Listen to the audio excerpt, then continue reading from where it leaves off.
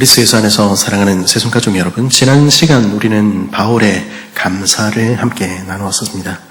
고린도 교회를 생각할 때, 그리고 눈에 보이는 사람들을 생각할 때 어쩌면 바울에게는 감사할 것이 없었을지 모르겠습니다. 그러나 바울은 그것이 아니라 그들에게 한량없이 베푸시는 하나님의 은혜를 보았습니다. 그들을 부욕해 하시는 하나님, 그 교회에 필요한 모든 것을 채우시는 하나님의 은혜의 손, 그 은혜의 얼굴에 집중한 것입니다. 그래서 그들은 부족하지만 그들의 언변과 지식을 사용하셔서, 그들의 작은 은사를 사용하셔서 그리스도가 증거되게 하시고 교회가 세워져 간다 하는 그 사실을 확인한 것입니다. 그럴 때 바울은 감사하지 않을 수 없었던 것이죠. 그리고 그 동일한 은혜가 저와 여러분도 붙들고 있는 것입니다. 우리 새순교회도 그 은혜 가운데 있는 것입니다. 자격 없는 우리를 십자가의 은혜로 부르신 하나님께서는 오늘도 우리에게 넘치는 은혜로 베푸시는 것입니다. 그래서 주 안에 있는 백성들은 뭐라고 고백합니까? 내게 부족함이 없도다. 우리 그렇게 고백하는 것입니다. 그리고 그분께서 우리들에게 은사를 베푸셔서 우리가 서로 섬기고 세워감으로써 교회를 세우기를 원하시는 것입니다. 그리고 그 은혜는 오늘뿐 아니라 내일도 우리를 주장하셔서 마침내 그리스도 예수의 날에 책망할 것이 없는 아름다운 그리스도의 신부로 서게 하시는 것입니다. 그 은혜의 손에 저와 여러분 개인뿐 아니라 우리 가정뿐 아니라 온 교회가 붙들려 있는 것입니다. 그럴 때 그 하나님을 기억할 때 우리는 우리가 못한 것들, 우리가 잘못한 것들, 부족한 모습들에 한숨만 쉬는 대신에 웃으면서 감사하며 함께 이 길을 갈 수 있을 것입니다. 그런데 그렇다 하더라도 우리가 착각하지 말아야 되는 것은 있습니다. 그렇다고 해서 우리가 지금 이 모습 그대로 우리가 생각하는 우리 마음대로 그렇게 계속해서 살아도 된다, 그런 뜻은 아니라는 것입니다. 이 땅에 부모된 우리들, 저도 이제 아이가 셋 있습니다만은 어쩔 수 없이 기분파입니다. 그렇죠? 아이들을 향한 하나님의 만지심을 소망해야 될 때는 내 기분에 못 이겨서 벌컥 성을 내기도 하고, 그럼에도 불구하고 따끔하게 좀 야단을 쳐야 될 때는 그냥 애교에 감정이 약해져서 그냥 넘어가기도 하는 것입니다. 그런가 하면 우리는 아이들을 종종 그냥 내버려 두기도 하지요. 안 되는 줄 알면서 핸드폰에 유튜브에 막 기어버리는 것입니다. 굳이 싫은 소리 듣고 싶어 하지 않아 하는 것이죠. 그래서 우리는 다 같이 좋은 부모가 되지 못하는 것 같다 하는 그런 생각도 하게 됩니다. 그러나 우리들의 영적인 아버지 그리고 영적인 어머니인 바울은 우리와는 달랐습니다. 그는 좋은 부모가 그렇듯이 그 범죄하고 못난 자녀 고린도 교회 안에 역사하실 하나님을 믿고 감사했습니다. 그러나 동시에 그에게 분명히 그 잘못을 지적하고 꾸짖기도 했던 것입니다. 미워서 그랬습니까? 그렇지 않습니다. 사랑하기 때문에, 너무 사랑하기 때문에 싫은 소리도 하는 것이죠. 오늘 우리가 살피는 부분은 바울이 고린도 교회 내에 있는 문제에 대해서, 그들의 모습에 대해서 첫 번째로 지적하는 모습입니다. 무엇을 지적합니까? 그들 안에 있는 갈등과 반목에 대해서. 구체적으로 얘기하면 우리 좋아하는 사람들, 내 기호에 맞는 사람들끼리만 모이는 그런 계파주의에 대해서, 분당에 대해서 지적하고 있는 것입니다. 11절에서 바울은 그가 들은 소식, 고린도 교회가 당면한 첫 번째 문제에 대해서 이렇게 말합니다. 내 형제들아, 글로에의 지편으로 너희에 대한 말이 내게 들리니 곧 너희 가운데 분쟁이 있다는 것이라. 아마도 고린도와 바다 건너 에베소를 연결하는 사업을 했던 것으로 보이는 글로에의 집 혹은 글로에 상회의 사람들이 바울에게 전해준 소식은 무엇이었습니까? 그것은 서로가 형제된, 서로가 자매된, 그래서 서로로 인해서 기뻐하고 감사해야 할 고린도 성도들 가운데 다툼이 생기고 분쟁이 생겼다 하는 소식입니다. 그냥 개인 간의 그 다툼이 아니라 교회 안에 파당이 생겼다 하는 이야기였습니다. 12절은요, 구체적으로 이 분쟁의 모습이 어떤 것인지를 보여줍니다. 내가 이것을 말하거니와 너희가 각각 이르되 나는 바울에게, 나는 아볼로에게, 나는 게바에게, 나는 그리스도에게 속한 자라 한다는 것이니. 이 사람들 지금 무엇하고 있습니까? 자기 좋아하는 사람들끼리 성향에 맞는 사람들끼리 그끼리 모이는 것입니다. 그리고는 우리는 이 사람을 따라, 우리는 이 목사님을 따라 이러면서 자기 좋아하는 이들의 이름을, 자기를 대변해 줄 것 같은 이들의 이름을 갖다 붙이는 것입니다. 아마도 고린도 교회에 이런 파당이 생기기 시작한 것은 먼저는 자신이 아볼로를 따른다 말한 사람들에 의해서였을 것입니다. 아볼로 당이죠. 물론 아볼로는 그거하고는 아무 상관이 없습니다. 사실 처음에 고린도 교회를 세운 바울의 뒤를 이어서 두 번째로 고린도에서 사역한 아볼로는요, 알렉산드리아 출신이었습니다. 우리는 알렉산드리아 출신 이래도 별로 감흥이 없지요. 그렇지만 당시 사람들은 알렉산드리아 출신 이름 이렇게 하는 것입니다. 바울의 출신지인 다소 역시 소읍이 아닌 제국 내에서 한 4번째, 5번째에 가는 유명한 대학 도시였지만, 그러나 알렉산드리아는 당대 최고의 넘버원 대학 도시인 것입니다. 말하자면 이 아볼로는 최고의 학벌을 지니고 있었던 것이죠. 거기다 탁월한 지적 능력이 있었고요, 세련된 화술 역시 가지고 있었을 것입니다. 구약 성경에 대해서 얼마나 귀에 잘 쏙쏙 들어오게 잘 쉽게 설명을 하는지, 은혜로 말미암아 그는 믿은 자들에게 많은 유익을 안겨주었다. 누가는 그렇게 기록하고 있는 것입니다. 그러니 나중에 들어온 신자들, 이런 외형적인 모습의 영향을 받게 되지요. 꼭 나중에 들어온 사람이 아니어도 좋습니다. 특별히 유대인이 아닌, 그래서 바울이 지금 이야기하는 설교가 무슨 말인지 잘 못 알아듣는 헬라인들은 쉽게 세상적인 기준에서도 뛰어난 아볼로의 팬이 되었을 것입니다. 아볼로 얘기하면 귀에 속속 들어오더라. 거기까지만 했으면 좋았을 텐데 그 사람들은 거기서 더 나아가죠. 뭐라고 얘기합니까? 바울은 머리에 든 지식은 많을지 모르지만 이 사람이 말 주변도 없고 설교도 너무 어렵게 하고 도대체 무슨 말인지 모르겠다. 그리고 다른 목사님들도 참 아볼로만큼 하면 얼마나 좋겠노. 그럼 내가 금방 알아들을 텐데, 그런 분이 없으니까 내가 말씀을 잘 못 알아듣는 것 아닌가. 내가 그래서 잘 안 듣는 것 아닌가. 그렇게 이야기한 것입니다. 스스로 말씀을 읽거나 다른 목회자의 가르침을 받으려 들지 않게 된 것입니다. 그리고는 뭐라고 얘기합니까? 우리는 아볼로 좋아한다. 아볼로 팬이다. 오늘 우리 안에도 그런 모습이 있을지 모르겠습니다. 때로 우리 말씀이 뭐라고 이야기하는지 잘 모르겠지요. 설교를 들어도 저같이 목소리도 작고 이러면 귀에 속속 들어오지도 않는 것입니다. 그러면 어렵죠. 그러면은 어떻게 합니까?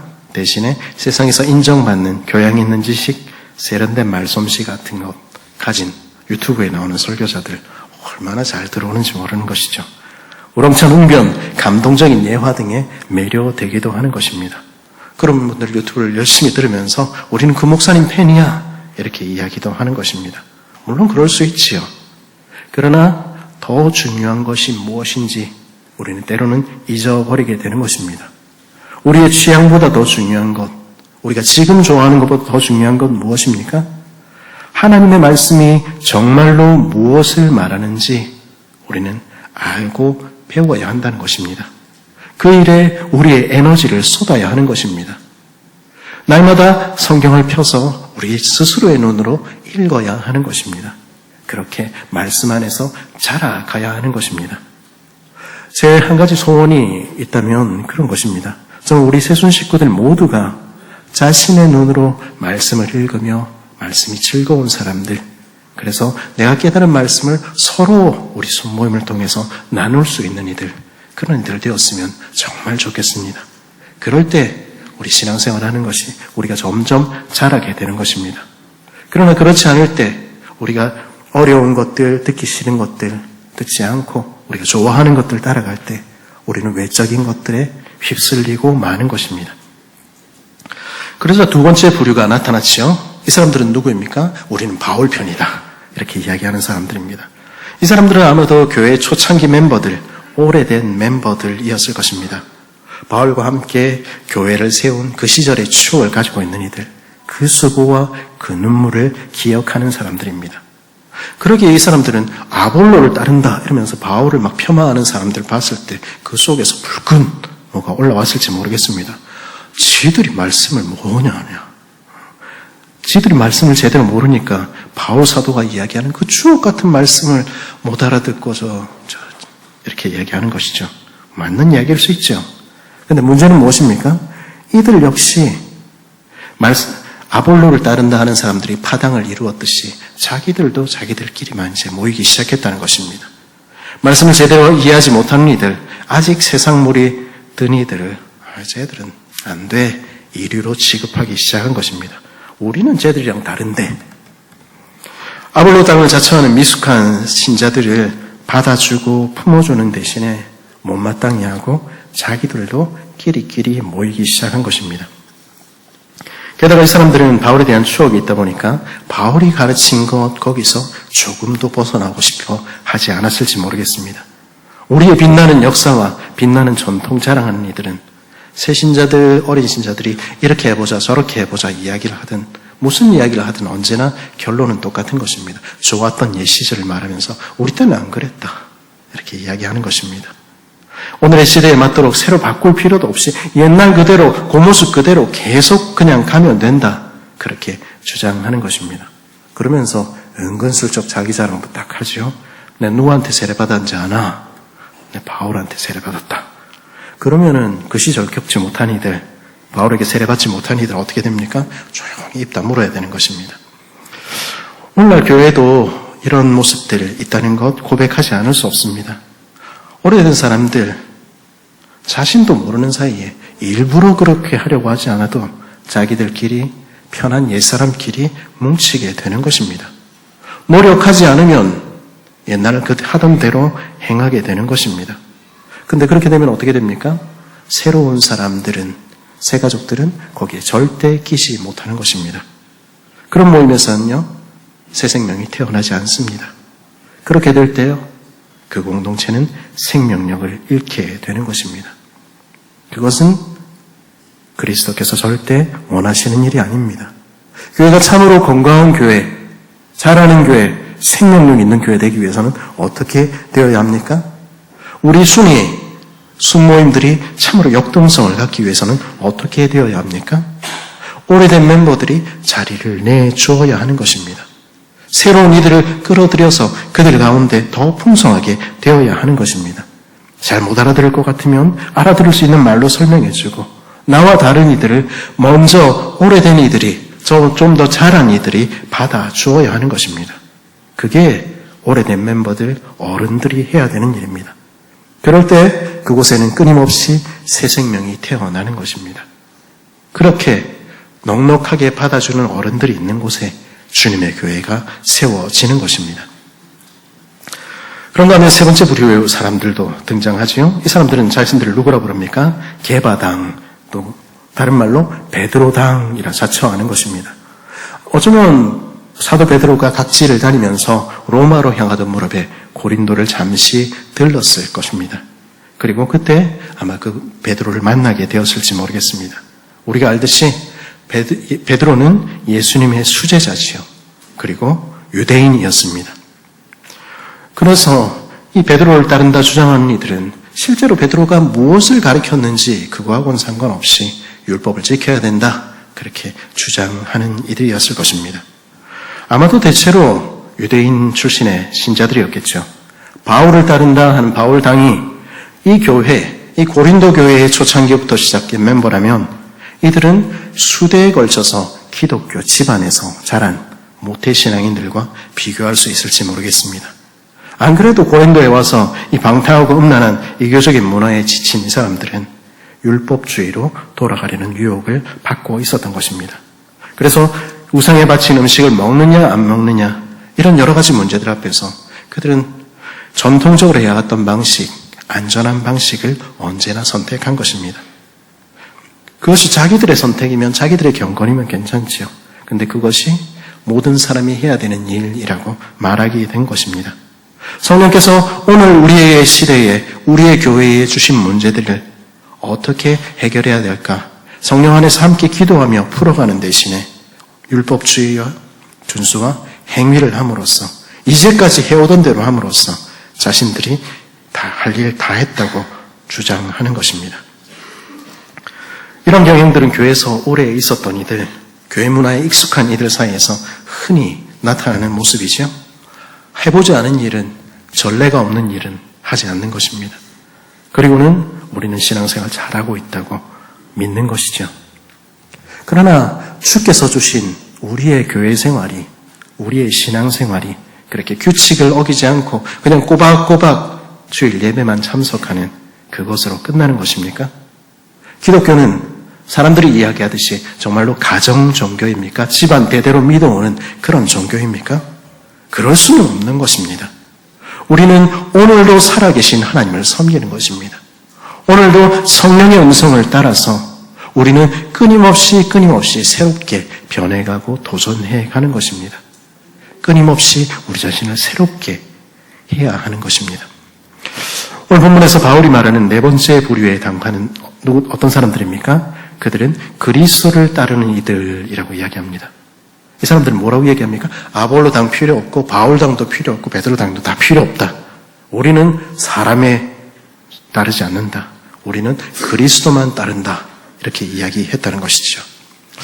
말이야 참 옳은 이야기 같습니다. 근데 자신은 어떻게 하고 있는 것입니까? 우리 말고 나 말고 다른 모든 사람은 그리스도 대신에 사람을 따르는 이들이다. 이렇게 매도하고 있는 것입니다. 이 사람들은 실제로는 어떻게 하고 있는 것입니까? 바울의 가르침도 듣지 않고 아볼로의 가르침도 듣지 않고 베드로의 가르침도 필요 없다는 것입니다. 그리스도를 이야기하지만 실제로 뭐라고 이야기하는 것입니까? 나는 그런 사람들한테 안 배워도 된다는 것입니다. 나는 배울 필요가 없다는 것입니다. 굳이 공동체의 가르침이나 구속도 필요 없다는 것입니다. 교회의 영광이나 하나됨은 잘 모르겠고 그냥 나 혼자 내 알아서 신앙생활 열심히 하면 되지 이렇게 이야기하고 있는 사람들인 것입니다. 그러면 이들이 정말로 그리스도를 따르고 있는 사람들입니까? 그렇지 않습니다. 그들은 자신을 따르고 있는 것이죠. 오늘날 이런 사람들 점점 많아져 가는 것 보게 됩니다. 교회의 타락에 대해서, 목회자의 타락에 대해서 말하며 기존의 교회에 대해서 비판하는 이들이 적지 않지요. 맞습니다. 오늘 이 땅의 교회에 얼마나 많은 문제들이 있는지 여러분보다는 제가 교회 오래 다니신 분들이 정말 잘 알고 있는 문제들일 것입니다. 그러나 문제는 무엇입니까? 그렇게 손가락질하고 밖에서 팔짱 끼고 있다 보니까 자신조차 교회 가르침이나 권위, 그 모든 것조차 거부하게 된 것입니다. 실제로 공동체 안에 들어가 그 손과 발로 섬기며 봉사하며 그리스도의 몸을 세워가는 일은 하지 않게 되는 것입니다. 참으로 그리스도를 따르는 이들은 무엇을 해야 합니까? 그들에게 하나님께서 요구하시는 것은 무엇입니까? 참으로 그리스도를 따르는 이들은 그리스도의 몸된 교회를 가슴에 품지 않을 수 없는 것입니다. 아파하며 기도하는 일 하는 것이죠. 그럼에도 불구하고 여러 가지 부족하고 여러 가지 못난 모습에도 불구하고 교회 안에 들어가서 서로를 섬기며 서로 봉사하며 그리스도의 몸을 세워가는 것입니다. 그 일을 하지 않고 밖에서 폼나게 입으로만 나는 그리스도를 따른다 하는 이들은 교회를 자기 피로 사셔서 그의 거룩한 몸을 삼으신 예수 그리스도를 따르지 않고 있는지 모르는 것입니다. 그러게 바울은 이런 교회의 모습들, 이런 파당들을 보면서 뭐라고 이야기합니까? 13절에 보니까 그리스도께서 어찌 나뉘었느냐? 바울이 너희를 위하여 십자가에 못 박혔으며 바울의 이름으로 너희가 세례를 받았느냐? 묻고 있는 것입니다. 너희가 바울의 이름으로 세례를 받았느냐? 물론 그럴 리가 없지요.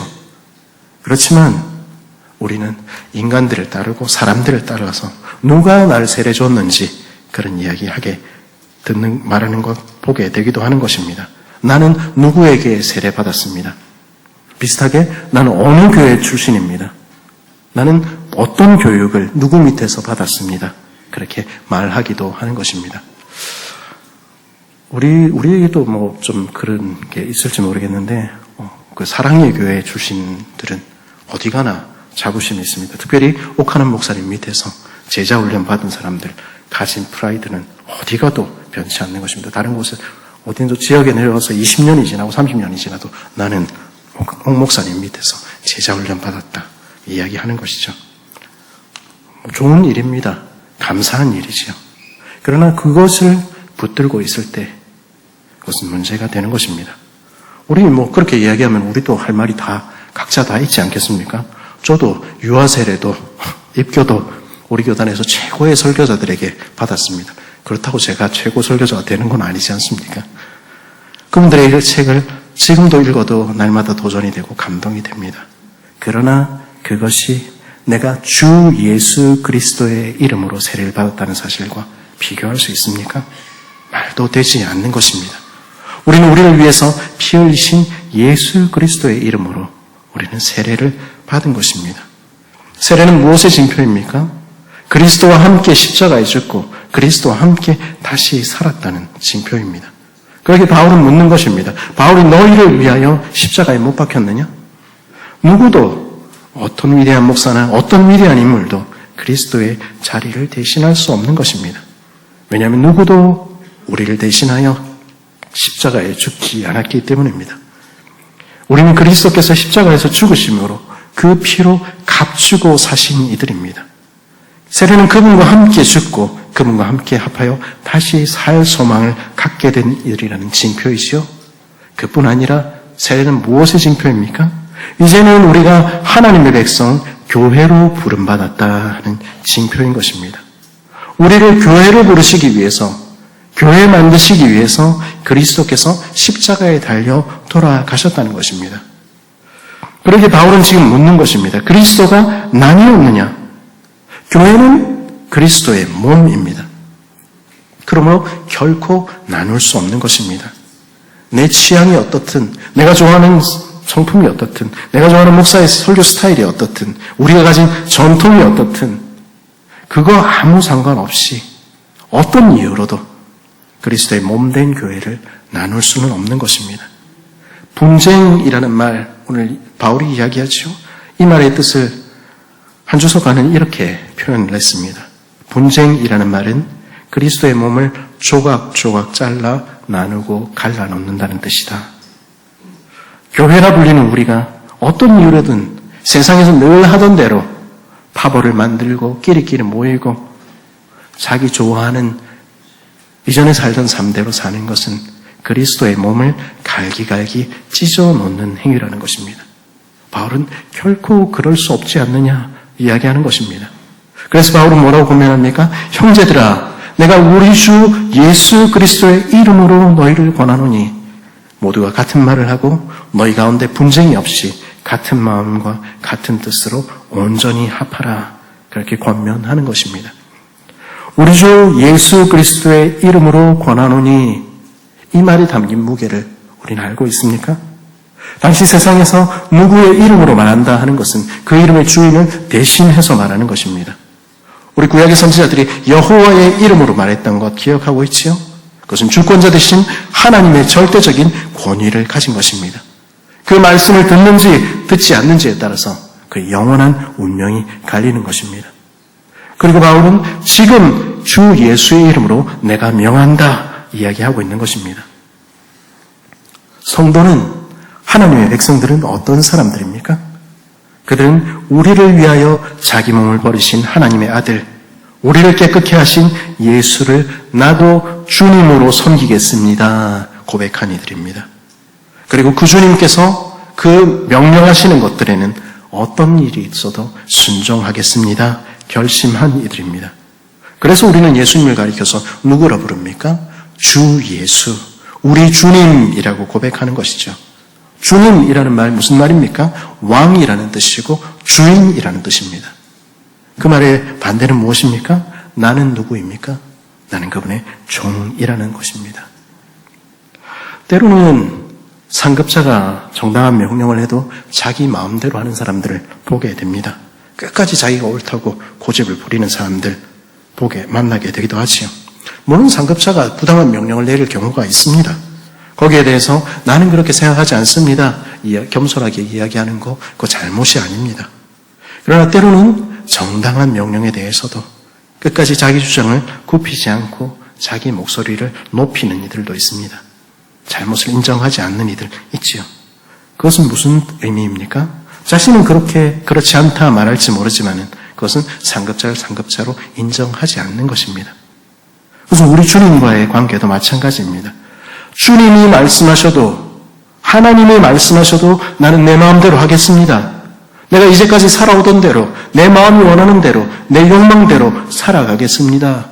그렇게 이야기한다면, 하나님이 뭐라고 말씀하셔도 안 돼. 저 사람과는 나는 하나 될 수 없어. 이야기한다면, 그는 예수님을 주님이라고 부를 자격이 없는 사람이라는 것입니다. 주인 되신 주님과 아무 관계가 없는 것이죠. 지금은 어떨지 모르지만은 과거에 SFC의 모토 가운데 하나가 하나님의 주권을 이 땅 위에였습니다. 그런데 하나님의 주권은 어떻게 행사됩니까? 우리가 종이 될 때 그곳에 하나님이 주인 되시는 것입니다. 우리가 주님의 종이 되어서 그분의 말씀에 듣는 서번트십이 이루어지는 그곳에 주님의 주님 되심, 러드십도 행사되는 것입니다. 그 주권이, 그 하나님의 뜻이 작은 내 삶에서도 이루어지고 순종되지 않는데 교회 밖에 세상을 말하고 세상을 변화시키겠다. 그것은 헛된 구호일 뿐인 것이죠. 지금 바울은 그래서 묻고 있는 것입니다. 너는 예수 그리스도를 주님이라 고백하는 사람이니? 너는 그분이 말씀하실 때는 아멘이라고 순종하는 사람이니? 그렇다면 나는 예수의 그리스도의 이름으로 내게 말하마. 너는 우리 주 예수 그리스도의 명령을 들어라. 이야기하는 것입니다. 어떤 명령입니까? 고린도전서 1장 10절 하반절은 뭐라고 얘기합니까? 모두가 같은 말을 하고 너희 가운데 분쟁이 없이 같은 마음과 같은 뜻으로 온전히 합하라. 그리스도를 주로 모신다면, 그리스도를 왕으로 모신다면 너희 그렇게 하라 이야기하는 것입니다. 그들은 왜 서로 딴 이야기를 하고 있습니까? 교회 안에서 왜 분쟁이 일어납니까? 그 이유는 그 마음이 마땅히 보아야 할 것 보고 있지 못하기 때문입니다. 마땅히 보아야 할 십자가의 주님, 우리의 주인 되신 주님이 보이지 않기 때문입니다. 그러면 그들의 뜻은, 그들의 목적은 나누어 버리고 마는 것입니다. 익숙할 대로 행동하며 편할 대로 행동할 때 내 편한 대로 살아가며 서로를 그리스도께서 자기 피로 값주고 사신 성도를 향해서 이렇게 저렇게 손가락질하며 이야기할 때 교회는 어떻게 됩니까? 그리스도의 몸은 갈갈이 찢어져 버릴 수 있는 것입니다. 주님은 하나, 같은 마음과 같은 뜻으로 온전히 합하라 그렇게 말씀합니다. 그러면 교회는 어떻게 하나가 될 수 있습니까? 그것은 같은 마음, 한 마음을 가질 때입니다. 우리를 한 몸 된 교회 만드시기 위해서 십자가에 죽으신 주님을 바라볼 때, 그 피와 그 몸에 접붙이사 교회 되게 하신 그분을 바라볼 때 우리 비로소 하나 되는 것입니다. 예수 그리스도께서 그리하셨듯이 서로를 향해 낮아지며 서로를 향해 섬기는 그런 그리스도의 마음, 그 한 마음을 품을 때, 그렇게 서로 용납하고 받아줄 때 어떤 일이 일어납니까? 교회는 비로소 오직 주 예수 그리스도의 이름만이 전파되고 그분의 이름이 온 세상 가운데 높임을 받으시는 한 뜻, 한 목적으로 하나 되는 것입니다. 우리의 목소리를 높여서 한 마음과 한 입으로 우리 주 예수 그리스도 그분이 누구신지 우리 몸으로, 우리 삶으로 증거하게 되는 것입니다. 그때 주님의 한 뜻은 우리 가운데 이루어져 온전히 교회는 합해지는 것입니다. 여기서 온전히 합해진다 하는 말은 비로소 온전한 모습이 된다, 다시 회복된다 이런 뜻입니다. 서로 나뉘어 있을 때 그것 교회가 아닌 것입니다. 하나 되어갈 때 우리가 서로 낮추고 서로 한 마음과 한 뜻으로 합하여질 때 그것이 주님 원래 기대하시던 온전한 교회의 모습이라는 것입니다. 죄인도 원수도 친구가 되는 곳, 서로 생각이 달라도 서로의 다름이 나눔의 이유가 되지 않고 그리스도를 닮은 한 마음과 말씀에 따른 같은 판단으로 하나 되는 공동체가 이루어지는 것입니다. 우리 주님께서는 그런 교회에 보시기를, 그런 교회에 이루어지기를 그때도 그리고 지금도 간절히 바라시는 것입니다. 그리스도 예수 안에서 사랑하는 새순가족 여러분, 이 땅의 교회는 언제나 다름이 존재하기 마련입니다. 서로 출신도 배경도 모두 다른 우리들, 다른 게 당연하지요. 조금은 세련되고 지적인 모습에 끌리는 이들 있습니다. 그거 우리의 성품이지요. 그런 우리들, 그러나 우리 말씀을 향해서 자라가도록 자신을 세워야 하는 것입니다. 말씀에 익숙하고 교회에 익숙한 이들, 처음부터 교회를 세우는 이들 있지요. 그들은 빈자리를 채워주며 그들을 받아주고 품어주기 위해 애써야 하는 것입니다. 율법과 경건한 삶에 익숙한 이들 있지요. 그것을 다른 사람들에게 주장하는 대신에 서로 이해하고 용납해야 하는 것입니다. 교회의 바닥에, 교회의 여러 가지 모습에 환멸을 느끼는 이들도 있지요. 그러나 밖에서 손가락질하는 대신에 그 안으로 들어가 서로 섬기며 기도하며 가슴으로 품어야 하는 것입니다. 왜냐하면 그 어떤 이유로도 그리스도의 몸을 찢어놓을 수는 없기 때문입니다. 그 모든 다름이 있지만 그보다 훨씬 더 중요한 것은 하나의 동질성입니다. 우리를 위해서 십자가에 못 박히사 구원하신 그리스도, 그분을 우리는 같은 주님으로 모시고 있는 것입니다.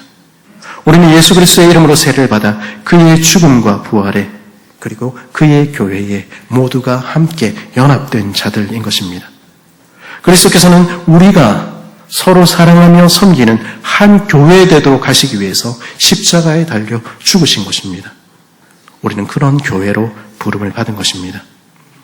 주님은 오늘도 우리에게 명령하십니다. 한 마음과 한 뜻으로 온전히 합하라.